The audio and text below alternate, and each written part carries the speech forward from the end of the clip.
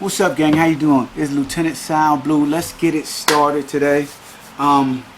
We are going to jump into my podcast, my daily podcast. It is episode 80. No, whoa, check it out. Episode 92. I believe it's episode 92. I'm gonna have to record check that to make sure. If it is, that means I'm 8 away from 100, which is outstanding, guys. Which is outstanding. So.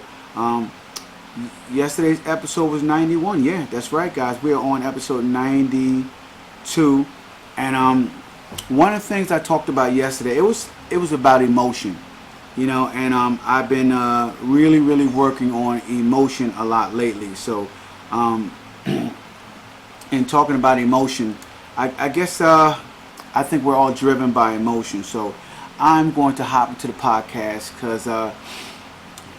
I'm just going to flow today. I'm not going to go off any notes. I have a couple of things that I wrote down that was said to me, but mostly I'm going to be flowing on my emotions and see where it takes me in this podcast today. So today's podcast, episode 92, and here we go. What's up, gang? How you guys doing? It is Lieutenant Sound Blue, 28-year law enforcement veteran and the author of the top 25 mistakes en route to the good life. Some goodness in here, man. Some goodness in here. Stay tuned to the end, guys. In the end of this YouTube video and the podcast, if you guys are listening up, I'm going to be offering you guys my book, Top 25 Mistakes, free to you. It is available right now on Amazon if you just want to hop on and buy it for $19.95. You can hop on and buy my book, Top 25 Mistakes. Less than $20, and it'll move your life forward dramatically, guys, dramatically. And that is my whole purpose of writing my book. That is my whole purpose of doing my YouTube videos, my podcast, and my daily posts.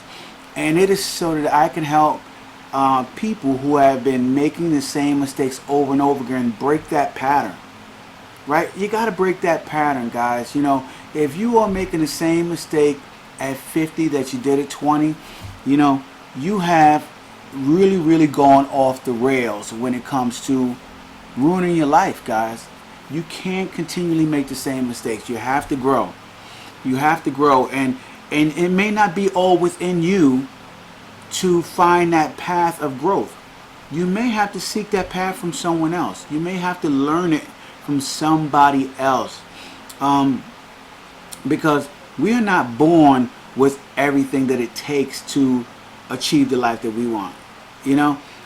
We all have to do this together. We have to work together as a people, as a community, as a business, as a nation, as a world, as human beings. We all have to work together, guys. And so when we are set against one another, majority of us end up losing that battle. The majority of us, right? Majority of us. Nobody truly wins when we're not working together. It is about harmony, I believe, And when you begin to work in harmony with people and people around you, I believe that you get a vibration, a good, strong vibration from the people around you who are sending off positive energy. And you attract other people with that positive energy, other people who want the same things that you want. Maybe not the exact same thing, but some of the same overall concepts of the type of life that they want, you want. And that is how we begin to work together, guys. That is how we begin to make the life that we want. That is how we begin to communicate with people who have similar wants and similar needs. And that is how, guys, we all together begin to move forward as a group, as a people. And one of the things that I'm really push toward is transparency when it comes to mistakes, guys. When us second halfers, people who have had a life experience in a certain place, in their job, in their families, in their health, in their communities, or whatever they're doing, people who have several years logged in and went through all the mistakes and did well. I ask all of them all the time to share your mistakes in my Facebook group, Top 25 Mistakes. Share it. Share your mistakes. Share the things that happened to you that went wrong. Okay, how you got out of it, how you changed, and how you began to correct it and not go back down that same mistake. I even tell them to talk about the pain that they went through in that mistake, to just go ahead and open up and be transparent and talk about some of the things, okay, that drew you into that mistake, right? And then some of the things after you realized it was a really bad mistake, some of the things that allowed you to climb out of that mistake. So those are the things that I like to talk to people about when it comes to them making mistakes, because it is all about emotion, guys. It is all about those emotional things that move us forward. I believe that we do just about everything in life based on emotion, right? You know, we get in shape because we want to feel good, and which in turn maybe make us look good to our mate or our significant other or the opposite sex. We work hard in business so that we can buy things that make us to feel good. You know, we want money for the emotional reasons of how we believe it'll make us feel, or things that we can buy, or places we can go. You know, so we are always working based on our emotion. So one of the things that I tell people is you gotta have your emotions intact. You gotta have your emotions intact, and they gotta be as solid as possible when it comes to the variations of your emotions.